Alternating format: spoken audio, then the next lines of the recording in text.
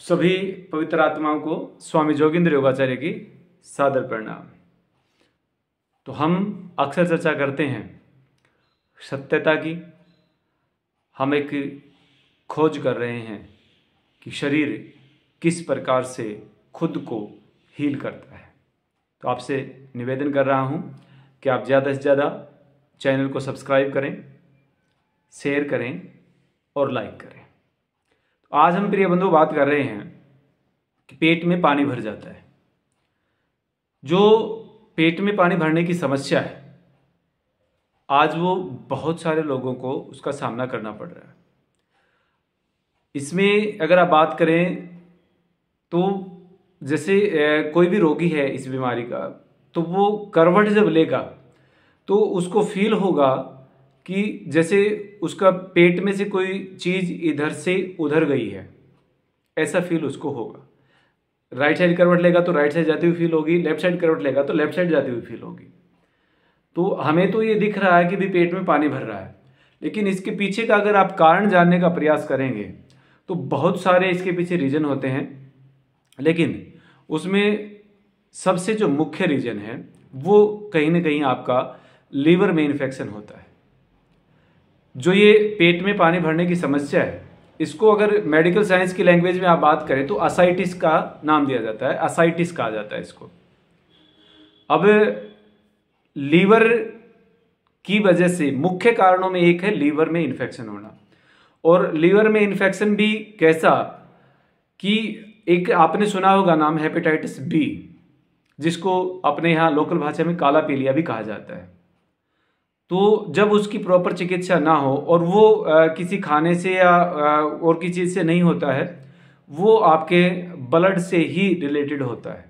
उसकी वजह से हेपेटाइटिस बी हुआ। हेपेटाइटिस बी की वजह से फिर आपको जो है ना पानी भरना उसमें शुरू हो जाता है और असाइटिस की प्रॉब्लम जो है ना वो क्रिएट होती है। तो प्रिय बंधुओं, एक रीजन ये हुआ। दूसरा, हेपेटाइटिस बी से आगे आता है हेपेटाइटिस सी भी आता है, तो उसकी वजह से भी असाइटिस हो सकता है। और इसके साथ साथ जो सबसे मेजर प्रॉब्लम है और मेजर कारण जो है, सबसे मुख्य कारण जो है असाइटिस होने का, वो है एल्कोहल। दारू की वजह से जो है ना लीवर में इन्फेक्शन होता है, लीवर फैटी होना स्टार्ट होता है और फिर नौबत आ जाती है असाइटिस की। अब असाइटिस, मैं बार बार ये शब्द प्रयोग कर रहा हूं, असाइटिस आप समझ चुके हैं कि पेट में पानी का भरना असाइटिस होता है। अब ये पानी कहाँ भरता है, इसको थोड़ा समझने का प्रयास करते हैं।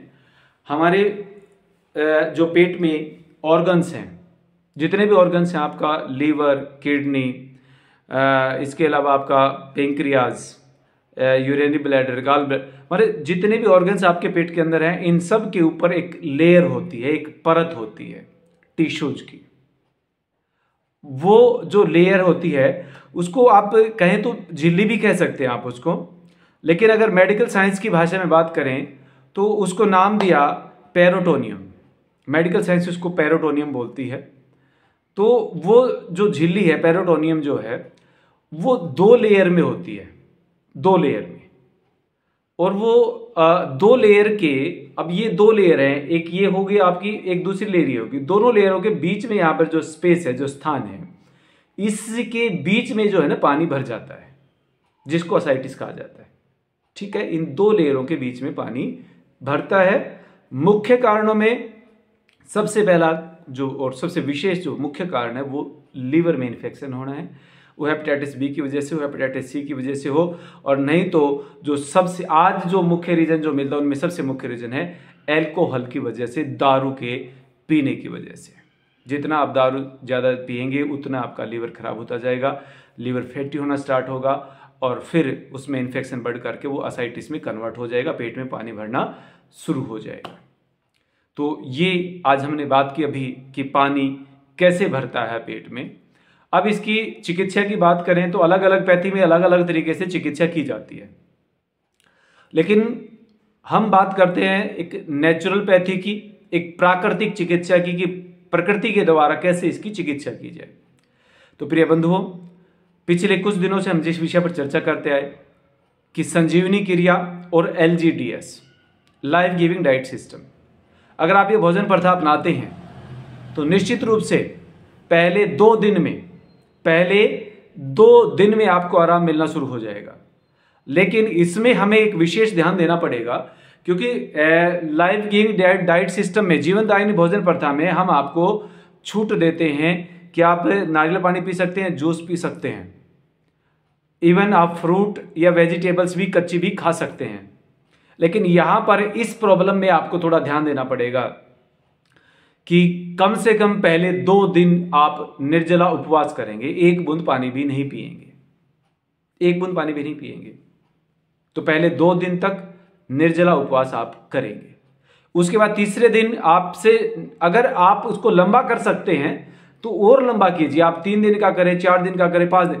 उन दिनों में आपसे निवेदन ये कर रहा हूं कि आप विश्राम करें, घर पे रहें, आराम करें, अन्य किसी काम पर ना जाएं, क्योंकि आपके लिए पहली प्राथमिकता आपका शरीर है।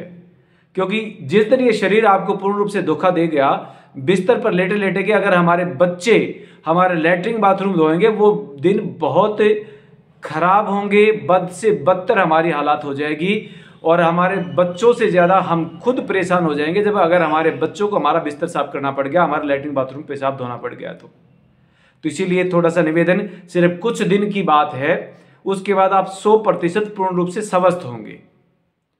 क्योंकि ये प्रॉब्लम आगे जाकर के, जो असाइटिस की प्रॉब्लम है, ये अगर इसका समय पर समाधान हमने नहीं किया तो आगे जाकर के ये कन्वर्ट होती है लीवर कैंसर में। जी हां, पहले इस प्रॉब्लम को लीवर सिरोसिस के नाम से जाना जाएगा, फिर ये लीवर के कैंसर में कन्वर्ट हो जाएगी। क्योंकि लीवर सिरोसिस होगा तो असाइटिस होगा, उसके बाद आपको कैंसर में कन्वर्ट हो जाएगा अगर आप नहीं संभले तो। और यहां पर कुछ भी नहीं करना, आपको संजीवनी क्रिया करनी है 3 बार सुबह, 3 बार दोपहर, 3 बार शाम को। पानी जितना अंदर जाए वो आपका इश्यू नहीं है, आपकी इंटेस्टाइन डिसाइड करेगी, उस हिसाब से वो जाएगा। और 200 ml, 300 ml, 400 ml, 500 ml, जितना पानी जाता है आपको दिक्कत नहीं है। आप हो सके तो होल्ड करें, नहीं तो आप तुरंत फ्रेश हो जाएं। तो 3 बार सुबह, दोपहर, शाम 9 बार संजीवनी क्रिया करनी है। और सबसे ज्यादा जोर आपको रखना है उपवास पर, ना कुछ खाना ना कुछ पीना, 1 बूंद भी पानी आप मुंह से अंदर ना जाने दें। आप देखेंगे कि 2 दिन में चमत्कार होगा, 2 दिन में चमत्कार होगा प्रिय बंधुओं।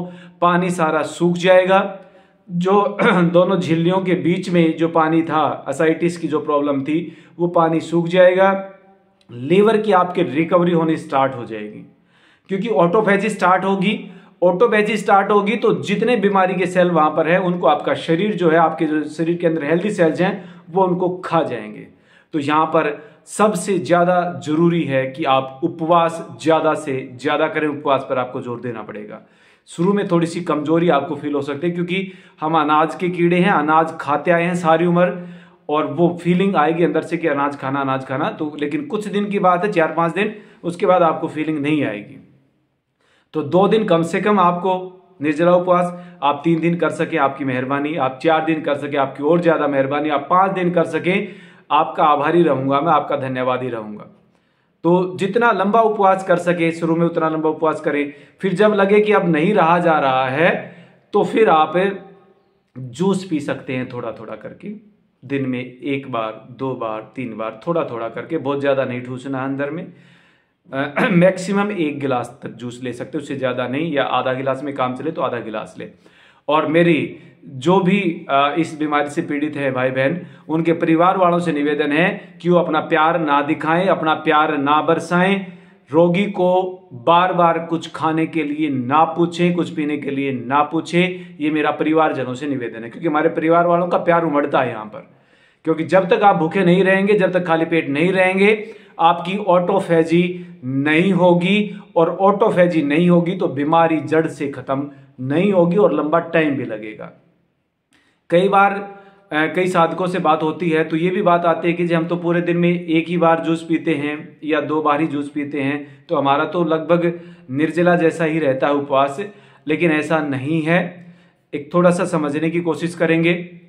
जैसे कहीं पर आग जली हुई हो, आपने घर में चूल्हे में आग जला रखी है और वो आग पूरे एक्सट्रीम लेवल पर है, अपने पूरे एक भयानक रूप में आग जल रही है।